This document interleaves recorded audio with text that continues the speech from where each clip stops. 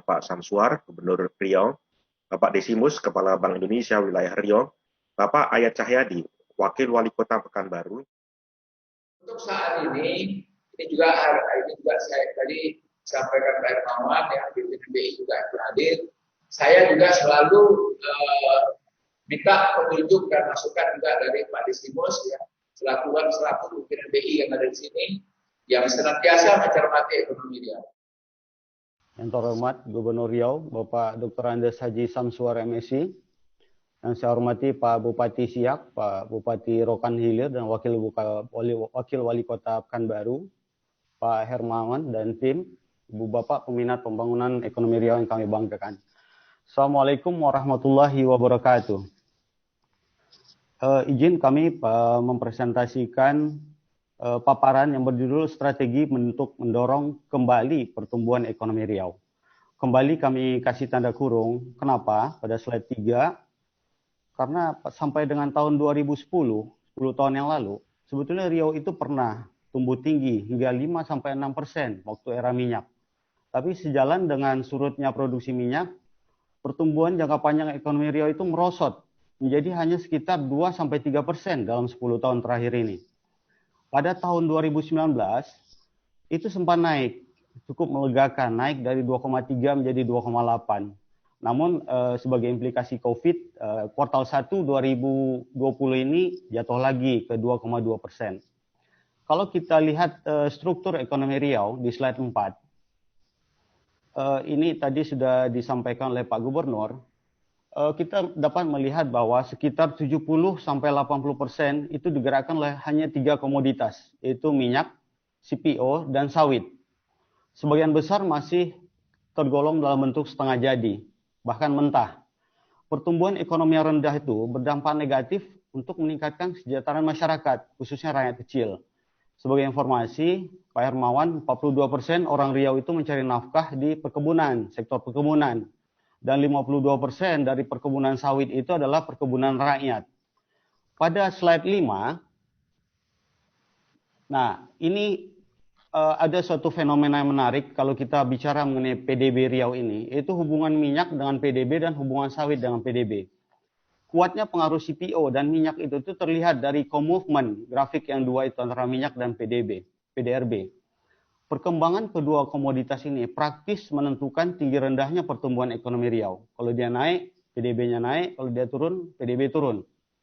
Nah, celakanya sekarang dengan produksi minyak yang terus turun, kemudian harganya pun tidak bagus. Di sisi lain, sawit juga ketidakpastian global, banyak hambatan. Itu membuat Riau ini seperti sulit keluar dari zona pertumbuhan rendah 2-3% itu. Pada slide 7, nah ini kita masuk update mengenai situasi global yang perlu kita waspadai juga kalau kita bicara mengenai baik short term maupun medium term growth kita. Di sini terlihat jelas bahwa forecast ekonomi global dan semua mitra dagang kita itu ke bawah, bahkan negatif. Nah, ini perlu menjadi perhatian kita kalau misalnya kita mau melihat bagaimana prospek kita ke depan, semuanya mengoreksi ke bawah, bahkan negatif. Nah, di slide berikutnya, di slide 8, setelah COVID ini ada variabel baru yang harus kita pertimbangkan selain faktor kondisi mitra dagang maupun faktor domestik, yaitu pandemi. Seberapa cepat pandemi COVID ini selesai? Nah, ini kita lihat kembali lagi kalau kita bicara ekspor, berarti kita harus ukur, harus hitung seberapa lama pandemi di negara mitra dagang kita. Kita lihat Tiongkok, itu CPO, kemudian ada Eropa. Tiongkok sudah selesai, Eropa juga sudah reda, tapi sejauh ini dampaknya terhadap ekspor kita belum signifikan. Kemudian dua negara lain, yaitu India dan Pakistan, itu juga mitra dagang utama kita, itu malah baru belum mencapai peak-nya, artinya masih panjang. Kemudian di slide berikutnya, di slide 9, nah ini mengenai COVID di Riau. COVID di Riau ini sebetulnya sudah reda, Pak. Jadi pertengahan Mei sampai Juni itu kami semua sudah tenang. Tapi setelah PSBB. Tapi tiba-tiba setelah Juni itu tiba-tiba meningkat lagi tajam. Sekarang jumlahnya sudah mencapai 310 lebih. Dan kalau kita lihat sebaran kotanya itu terbesar di Pekanbaru, di Dumai, dan Inhil. Dan akhir-akhir ini kayaknya perkembangan COVID ini bukan hanya di 3 kota itu, juga menyebar di kota-kota lainnya. Ini menjadi perhatian kami dalam menghitung forecast PDB. Di slide 10, nah ini dampak dari adanya pembatasan. Ya, kalau kita mau sehat, memang konsekuensinya ekonomi harus mengalah dulu.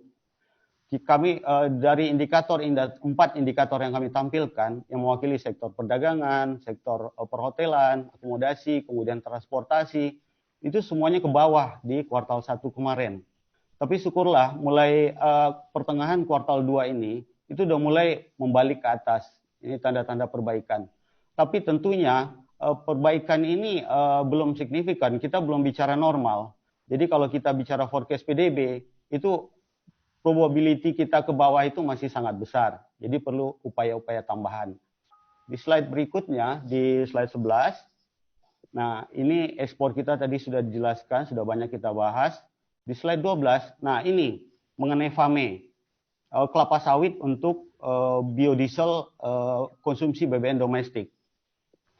Tahun lalu Riau sangat diselamatkan oleh kebijakan B20 oleh pemerintah.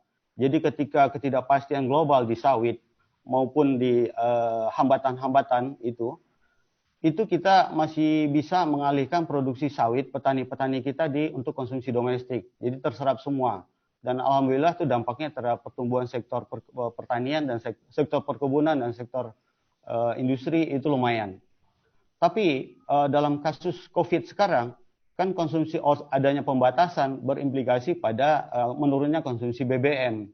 Nah, akibatnya penyerapan konsumsi biodiesel yang mengikut ke konsumsi BBM domestik itu juga turun. Jadi masih lebih rendah dari yang dialokasikan ke Riau. Ini perlu menjadi catatan kita. Nah, dari sekilas tadi mengenai gambaran di sisi domestik, sisi global, ditambah dengan prognosa mengenai COVID, kami memperkirakan untuk keseluruhan tahun 2020 ini pertumbuhan ekonomi Riau mungkin hanya sekitar 0,8 sampai 1,3%. Sebagai informasi Pak Hermawan, kalau yang long term tadi antara 2 sampai 3, terakhir tadi sempat naik sebetulnya tahun lalu, 2,3 ke 2,8, tapi kuartal 1 kemarin menjadi 2,2. Nah, kuartal 2 ini kami perkirakan masih akan turun lagi. Jadi secara keseluruhan nanti tahun 2020 kita hanya akan tumbuh sekitar 0,8 sampai 1,3. Kemudian di slide 14, nah ini yang kita khawatirkan. Setiap penurunan PDB itu pasti meningkatkan pengangguran, meningkatkan kemiskinan. Nah, kami coba mengkalkulasi kalau misalnya ada 2 senario yang kami siapkan di slide berikutnya, Fania. Nah, kalau misalnya senarionya berat, artinya COVID sampai September itu perlambatan pertumbuhan peningkatan pengangguran kami perkirakan akan naik dari 6 sampai menjadi 6,2%. Tapi kalau COVID pandemi ini masih belum usai sampai Desember, itu angka pengangguran akan meningkat dari 6% tahun lalu menjadi 6,4. Ini menjadi catatan kita. Yang kedua adalah kemiskinan. Kalau COVID selesai September, angka kemiskinan yang sudah bagus sebetulnya tahun lalu 6,9, itu bakal naik jadi 7,1. Kalau misalnya sampai Desember, lebih rendah lagi PDB-nya, kemiskinan lebih tinggi lagi, 7,6. Nah, jadi dengan kondisi seperti itu, kami mencoba untuk merumuskan beberapa advisory kepada Pak Gubernur dan Forkopimda. Strategi itu pada dasarnya kami rumuskan dalam bentuk satu, strategi untuk meningkatkan investasi. Yang kedua adalah strategi untuk mengembangkan sektor-sektor baru. Tentunya dengan catatan bahwa urusan pandemi itu tadi sudah bisa kita atasi sama-sama. Jadi kita fokus ke urusan yang lebih struktural untuk menyiapkan masa depan Riau. Strategi untuk meningkatkan investasi ini adalah kita mendorong upaya untuk meningkatkan nilai tambah sektor-sektor ekonomi, sektor unggulan kita. Tentunya dalam hal ini yang sering kita bahas tadi adalah kelapa sawit, karet, kelapa. Nah itu selama ini kan masih banyak, ada yang setengah jadi tapi kebanyakan masih mentah, itu kita tingkatkan. Terus yang kedua adalah mengembangkan sektor-sektor. Ketergantungan kita terhadap minyak dan sawit tentu harus dikurangi, nggak mungkin selamanya. Jadi kita harus mengembangkan sektor-sektor ekonomi baru yang sesuai dengan karakteristik local wisdom di Riau. Nah, kita di bagian pertama yang untuk meningkatkan pertumbuhan meningkatkan nilai tambah sektor.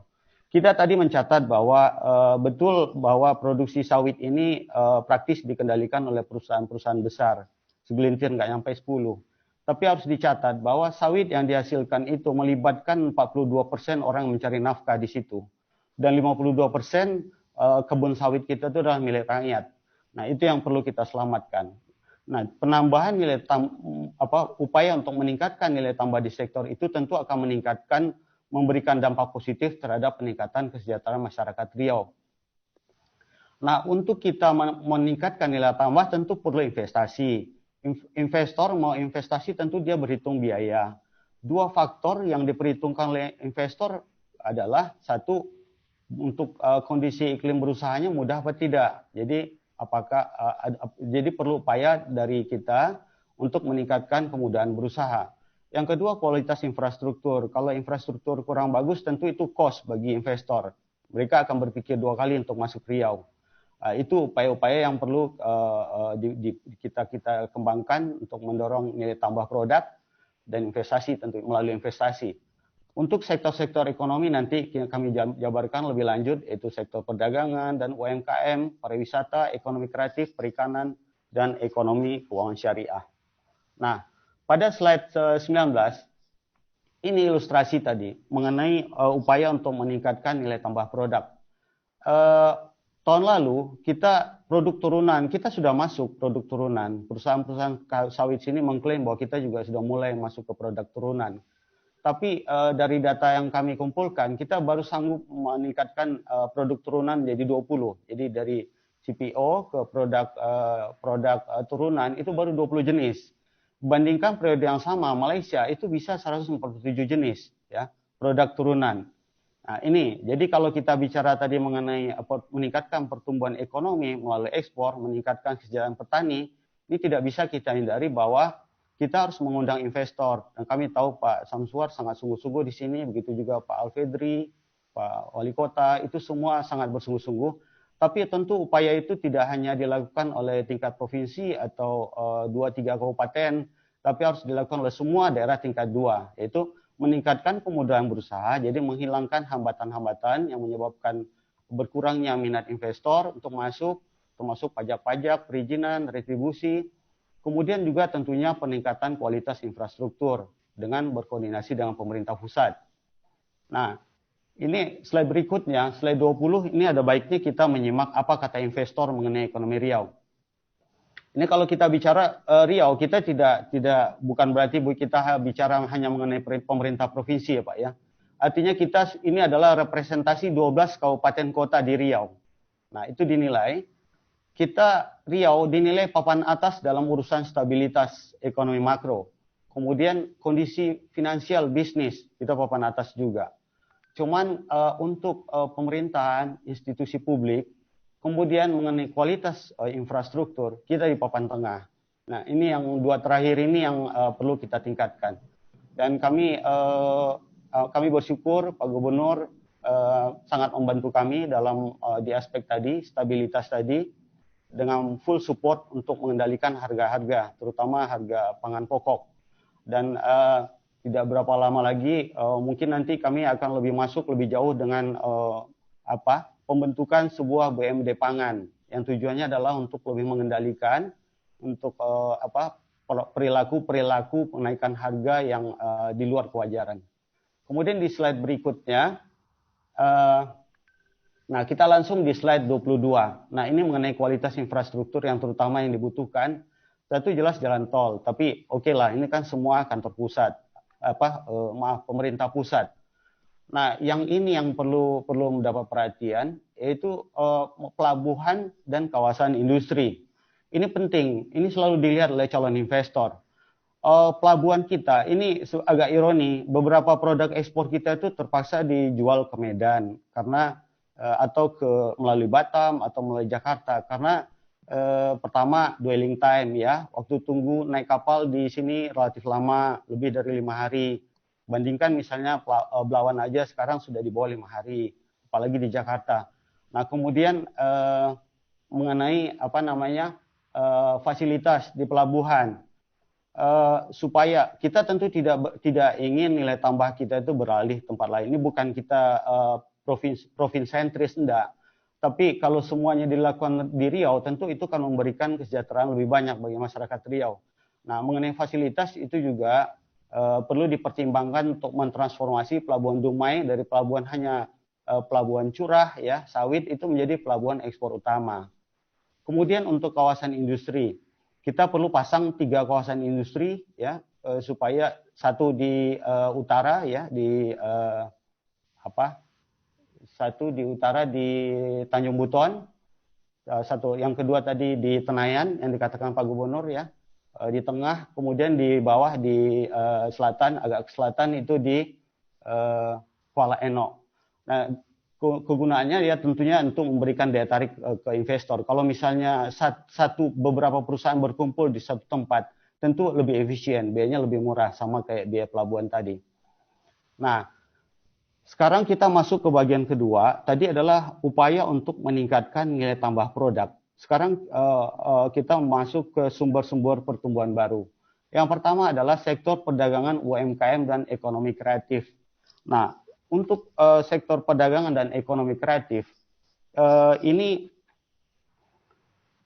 kami menampilkan beberapa visual di sini yang kira-kira isinya adalah UMKM potensial itu, yang potensial di Riau itu perlu didorong untuk naik kelas menjadi UMKM sukses. Yang sukses naik kelas menjadi UMKM sukses digital, dan yang sukses digital naik kelas menjadi sukses ekspor. Nah, itulah end target kita kalau kita ingin pertumbuhan tinggi. Caranya bagaimana? Yaitu dengan mengenalkan mereka pada platform digital atau e-commerce. Mengenalkan alat pembayaran digital, ya termasuk QR yang kami gencar sosialisasikan, dan digital financing. Dalam hal ini peer-to-peer lending, mungkin di sini belum banyak. Nah, tantangan kita dalam mengenalkan UMKM yang sukses digital, apalagi ekspor tadi, adalah jumlah UMKM kita yang terhubung ke e-commerce itu masih relatif rendah. Kurang dari 1 UMKM per 1.000 penduduk. Kalau kita bandingkan dengan Kepri, tetangga sebelah, itu sudah 3 UMKM yang terhubung secara digital per 1.000 penduduk. Dari sisi nominal transaksi di grafik kiri bawah itu juga terlihat bahwa barang-barang yang mereka jual itu nilai ekonominya terhadap PDB juga masih relatif kecil. Kemudian kalau kita masuk ke sektor kedua, nah ini tadi yang kami sangat sepakat dengan Pak Gubernur dan Pak Hermawan tadi, kita mengusung semangat dari pemerintah yaitu 3A 2P, jadi atraksi, akses, amenity, dan promosi atau pelaku.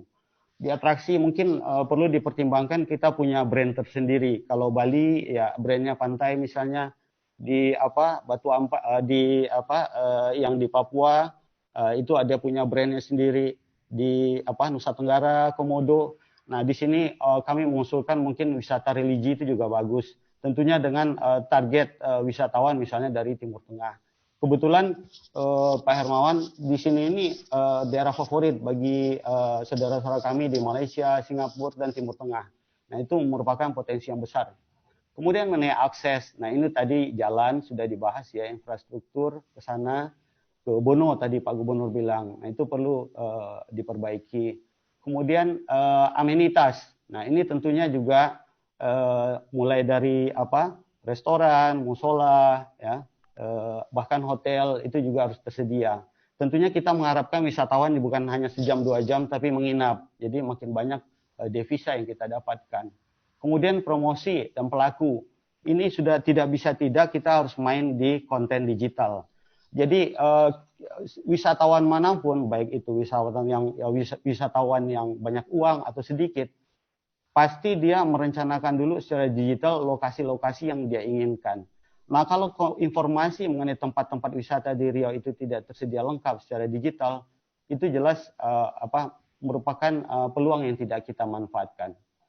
Kemudian untuk sektor perikanan, sektor alternatif yang lain yang begini Pak. Jadi sektor perikanan. Perikanan kita itu, slide 25, kita punya potensi perikanan yang besar di sepanjang pantai timur Sumatera dan potensi permintaan yang besar dari negara tetangga. Permintaannya datang terus, tapi produksi kita masih kurang karena rendahnya produktivitas dan petambak atau nelayan itu cenderung main-main sendiri, bahkan ekspor ilegal sendiri-sendiri, tidak mereka bersama-sama untuk meningkatkan skala. Nah, beberapa solusi yang perlu dipertimbangkan di sini adalah tentu pertama adalah penggunaan teknologi sebagai gambar-gambar yang di kiri, gambar di tengah, bawah, atau di kanan. Kami sangat mendorong digunakan teknologi supaya lebih efisien, lebih produktif, gitu kan. Selain itu, kami juga mendorong untuk supaya skala ekonomi yang diinginkan oleh calon importir, ya, importer ikan dari Malaysia atau Singapura itu tercapai. Tentu nelayan-nelayan atau petambak itu harus bersatu. Jadi request-nya itu bisa sustain. Kalau sendiri-sendiri jumlahnya kecil dan nggak sustain. Nah itu peluang yang kita lewatkan. Kemudian di slide 26, nah ini juga kembali kami harus sayangkan juga. Tahun lalu Pak Gubernur sudah melakukan upaya untuk pembiayaan daerah, mengembangkan potensi pembiayaan daerah melalui wakaf produktif. Jadi wakaf produktif ini yang semacam inovasi Pak. Jadi bukan hanya wakaf tanah untuk kuburan, masjid. Sekarang orang juga bisa 50.000 pun bisa berwakaf. Nanti disatukan dengan pewakaf-pewakaf yang lain dan amal pahalanya sama. Nah kemudian wakaf profesi. Jadi kalau orang nggak punya uang, orang mewakafkan profesi dokter, profesi guru, itu semua juga bisa diwakafkan. Itu sudah diinisiasi oleh Pak Gubernur tahun lalu dengan mengadakan pertemuan strategis dengan otoritas yang berwenang, BWI, MUI, akademisi, dan pihak-pihak lain yang terkait di kantor kami. Kami juga sudah membantu melakukan sertifikasi nazir profesional di seluruh daerah tingkat 2. Jadi katanya nggak ada nazir, kita fasilitasi. Jadi nazir profesional sudah tersedia di semua kabupaten. Tinggal sekarang kita mendorong BWI dan MUI itu melakukan pengembangan konsep program wakaf itu, memetakan siapa wakif-wakif yang potensial dan mengusulkan atau menyusun payung hukum ketentuan. Itu penting agar wakaf produktif itu segera berjalan. Kemudian di slide nah ini bagian terakhir, mohon izin Pak Gubernur, Pak Hermawan. Ini juga isu yang penting. Tadi Pak Hermawan sudah bilang masa depan kita itu adalah digital ya. Kalau kita bicara digital, kita nggak bisa lepas dari inklusi ekonomi. Kalau kita bicara inklusi ekonomi, kita sulit memulainya kalau tidak memulai dari inklusi keuangan. Nah, sekarang kita lihat where we are gitu kan, gimana posisi kita dalam inklusi ekonomi. Ini program yang baru dari pemerintah sekarang. Kita lihat di sini untuk inklusi ekonomi slide 28. Indeks inklusi ekonomi itu tercatat 5,82. Sedikit di bawah nasional 5,89. Tapi di Sumatera, Riau itu masih peringkat kelima dalam angka inklusi ekonomi. Kita di bawah Kepri, Sumut, Babel, Sumbar. Secara empiris, kenapa ini penting data-data ini? Hasil pengujian secara empiris menunjukkan bahwa daerah-daerah yang lebih leading dalam inklusi ekonomi itu akan mempunyai tingkat kemiskinan yang lebih rendah. Itu bisa kita lihat dari slope negatif dari grafik ini. Kemudian di slide berikutnya, kalau kita lihat kabupaten mana yang perlu perhatian inklusi ekonomi. Di kanan bawah, kuadran kanan bawah, itu terlihat jelas, Pekanbaru, Dumai, memang daerah yang paling maju di Riau, itu inklusi ekonominya bagus. Dan hasilnya juga, angka kemiskinannya juga rendah. Tapi ada memang beberapa kabupaten di tengah, bahkan ada yang di ujung ya, Kabupaten Meranti, itu inklusi ekonominya rendah. Dan sebagai hasilnya tingkat kemiskinannya juga tinggi. Kemudian di slide 30 ya, slide 30 ya ini semacam konfirmasi saja bahwa keterlibatan ada satu hal yang penting dalam kita bicara mengenai inklusi ekonomi adalah mustahil inklusi ekonomi terjadi kalau keterlibatan si miskin itu belum tidak kita fasilitasi. Jadi kalau keterlibatan usaha kecil dan subsisten tidak kita fasilitasi. Nah, itulah kalau mereka terlibat dalam pembentukan produk domestik bruto, ikut dalam dia memberikan sumbangan dalam pembentukan pertumbuhan ekonomi, itulah yang kita harapkan meningkatkan pertumbuhan ekonomi. Nah, tentunya data kedua yang perlu kami pastikan adalah apakah si miskin sudah menyumbang cukup di perekonomian Riau. Betul angka kemiskinan kita kecil, terus menurun, tapi ternyata nilai konsumsi mereka juga di bawah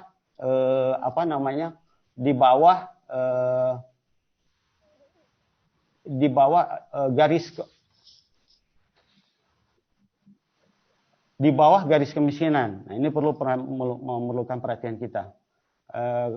Kemudian di slide berikutnya ini semakin mengkonfirmasi bahwa kontribusi orang miskin, usaha kecil, mikro itu terlihat menurun beberapa tahun terakhir ini.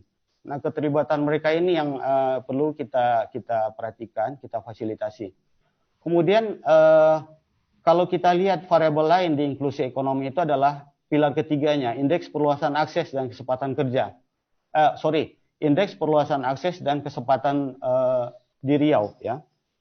Itu di slide 32. Salah satu pilar pada inklusi ekonomi keuangan itu meng-capture tentang kapabilitas, jadi kecakapan dan keahlian. Ini selalu menjadi perhatian Pak Samsuar ya untuk memperluas keahlian anak-anak muda di Riau. Kemudian infrastruktur dasar, jadi ini akses ke layanan pendidikan dan kesehatan, dan inklusi keuangan, ini akses ke layanan keuangan. Nah, pada pilar ini Riau berada di papan tengah, ya kita lihat yang kuning. Kemudian peringkat itu kembali di bawah Sumbar, Lampung, Aceh, namun masih lebih tinggi dibandingkan Sumatera. Nah, dan kota-kota yang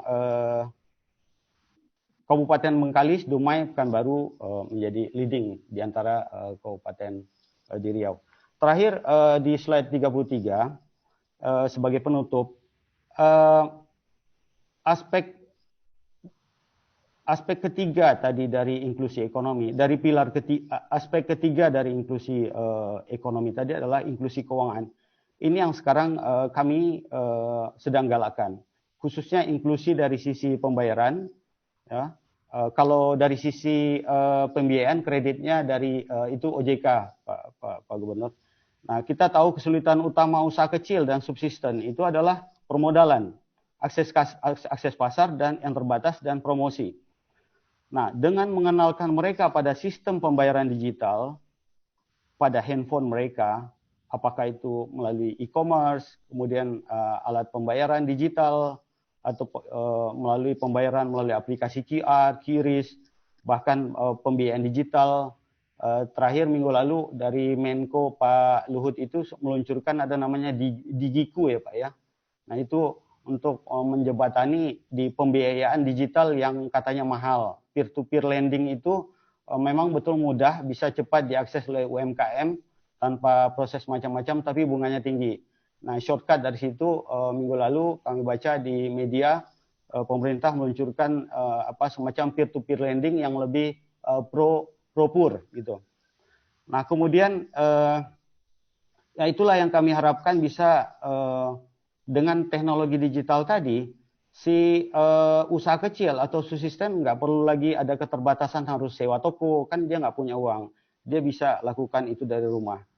Kemudian dia juga bisa tidak perlu harus mereka juga bisa memperluas pasarnya.